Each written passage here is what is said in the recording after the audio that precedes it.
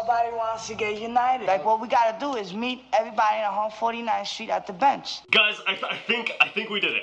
I think we found just about some of the worst information about graffiti anywhere online, and today we're going to be taking a look at it. So my friend Haas here on Instagram linked me some questionable tutorials about graffiti from an Instagram account called No Graffiti. If any of you guys are following this account, unfollow immediately, because they have nothing but misinformation and horrible advice. I'm not even gonna say anything. I'm just gonna show you this picture on their account, and you tell me what you think about this. Look at this. Graffiti arrow for your next graffiti piece. What is this BuildABear graffiti crap? He's literally giving people superficial arrows to bite and put on their pieces. Nowhere in here do I see an explanation of the science behind how extensions function. If you need this BuildABear account to show you how to do an arrow, then don't put arrows on your work, because you're not ready for it. This person isn't even ready for it, and we'll see that looking at their other stuff. Know how to know how to make 3D shit. What is that?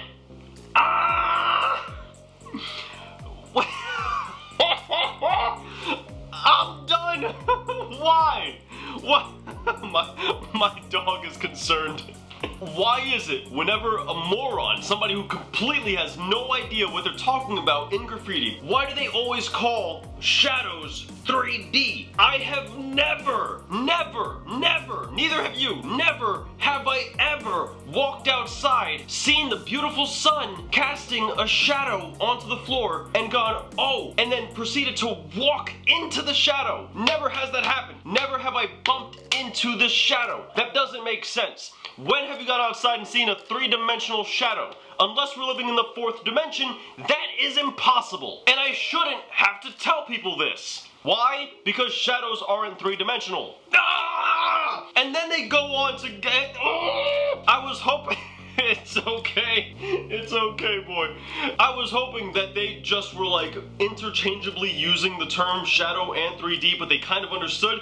But then they show a light source. They show a light source. This makes no sense. This makes literally no sense. This person has the IQ of one literal and that is even too much credit. Why do people do this to me? How do you find a guide for a simple wild style? Excuse me, how does that work? That's like me saying, hey, this is a guide for a no detail hyperrealism. What? That's not how that works. You have to breach a certain style threshold in order for it to become a wild style. Somebody recently in a YouTube comment asked me to go ahead and make a video, which I think is an amazing idea, by the way, where I start off with a hand style, and then I turn that hand style into a straight letter, and then I turn that straight letter into a wild style. I told him I love this idea, but it's a little bit dangerous because we do have an informational graffiti channel. People are gonna look at this as a guide to do wild styles, and that's a little bit dangerous because you can't really start with a hand style and end up with a wild style. There's a lot of things that happen in between that doesn't make that process too reliable. And that is exactly what this guy is teaching because he doesn't know how to teach. Then he starts to add letter distortions, and this is precisely where there's a disconnect between turning a hand style into a wild style, because wild styles have letter distortions that hand styles cannot feasibly do. In this specific case, an L can do this, but what's going to happen when somebody looks at the tutorial and they try that with W, or they try that with Z, or they try that with various other letters that are much more difficult to do this with? And depending on the distortions, it's impossible to do it with. What happens then? I'll tell you what happens. You take 573 graffiti artists that like this post, and you help them destroy their work because of a crappy teacher who doesn't know at all what they're talking about. Also, they don't explain what style is, they also don't explain how these letters function, and they don't give you any information regarding balancing this stuff out, because I'll tell you what, that arrow gotta go. On that wild style, no. All of this stuff is just prerequisite knowledge. Now, I'm not saying that you can't do wild styles unless you know all the science, right? There's plenty of graffiti artists who learn through years and years of trial and error, and they're amazing at it. But most of these graffiti artists also cannot teach the topic, and they understand that they can't teach it because they understand that teaching is a totally different skill set than just simply being able to do these things. And I can bet you this person probably can't even do it, judging how they called a 3D a shadow. I rest my case. And then we see some more BuildABear graffiti here. Here we go. And in here they just make up a bunch of words. none of which, you know, are actually things people use or say, other than things like obviously drips and halos, clearly, right? But unfortunately, he fooled 543 graffiti artists with his post, so good on him for being a con artist. Graffiti characters, I can't. I can't. The second I see graffiti characters, I lose it, because there's no such thing as graffiti characters. Oh, Bruce Lee, yes, I forgot. The actual guy, Bruce Lee, is a graffiti character. Who would have known? The greatest martial artist of all time, all this time, was a graffiti character. The more you know. Oh yes, that's also right. The Simpsons, Batman, and Hulk, they weren't created for cartoons or comic books. What was I thinking? They were made for the sole purposes of graffiti, and as a result, what do you know? Graffiti characters. Does that make sense? Does that make any sense at all? I said this before, but if I put a spray can in Mickey Mouse's hand, does that make Mickey Mouse a graffiti character? No. Walt Disney did not intend to make a graffiti character when he made Mickey Mouse. He made a cartoon character. So what's the issue with calling something a graffiti character? I'll explain exactly why that's stupid here in a second. An art form is dictated by its fundamental set. In other words, the fundamentals that result in the aesthetic is how you dictate an art form. This is why graffiti is graffiti and not a landscape. This is why graffiti is graffiti and not portraits. Because when I do a portrait, the fundamentals it takes to do that are not the same fundamentals it takes to do graffiti. Graffiti's fundamentals are all font-based. And we already have a term for the fundamentals that it takes in order to draw the Incredible Hulk, and that's comic book art, right? If I draw Batman, I'm drawing in a comic book style. If I draw a cartoon character, well, I just said it right there. I'm drawing in a cartoon style. Because the fundamentals it takes to do that results in the art form called cartoons. And this is why graffiti characters don't exist. Because once again, graffiti's fundamentals are font-based, and then the actual character's fundamentals are whatever art form it's being done in.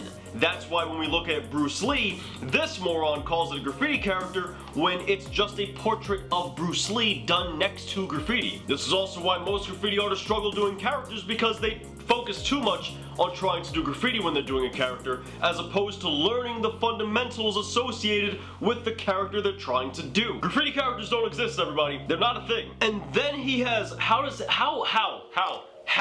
he have the audacity to make a tutorial about shadows when this fool just made a tutorial on 3D where he called 3D a shadow the entire tutorial? Understanding lights and shadows. And then the cast shadow is wrong. The cast shadow isn't even right. Boy, you did this on a digital program. How did you mess it up? The answers could literally be given to you and you still managed to mess it up. You still couldn't even get the cast shadow right.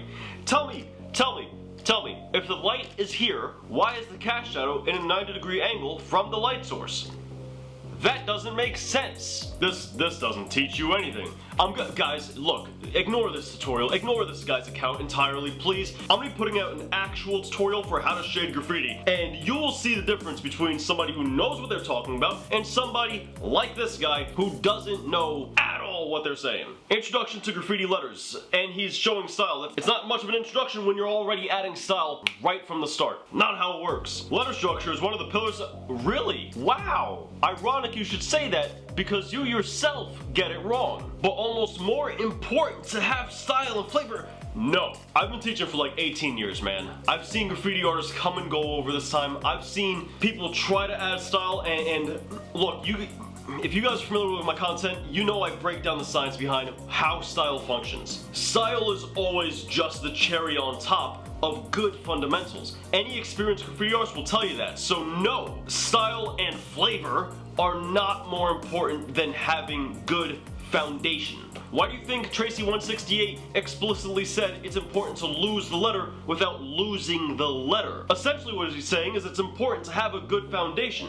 You can't have style without that foundation. The average person doesn't really know or think about, and neither does he. He doesn't know or think about him either. These tutorials tell us that all in itself. I'm not one in order to go ahead and flex on people, but when you get other teachers, other people who claim to know the science behind things, trying to inform a large group of people, yeah, best believe I'm gonna shut that bad information down, because they're doing more damage than anything else. There is not a single person that follows this guy who is actually left better off than they came to this profile. This is full of ignorance. I swear to you, man, some people just have no idea what they're talking about and really feel the need in order to push that information out there without backing it with any kind of logical facts or evidence. Anyway, guys, that brings us to today's video. Let me know what you guys thought about it in the comments down below. And for any of you guys who are new here, feel free to become part of the smartest graffiti community who actually backs their information with facts and evidence by subscribing. Joining this community, you'll honestly make graffiti a lot easier to learn for yourself. Because once again, I back it with evidence and facts. As always, thank you guys for watching. I'll catch you guys next time.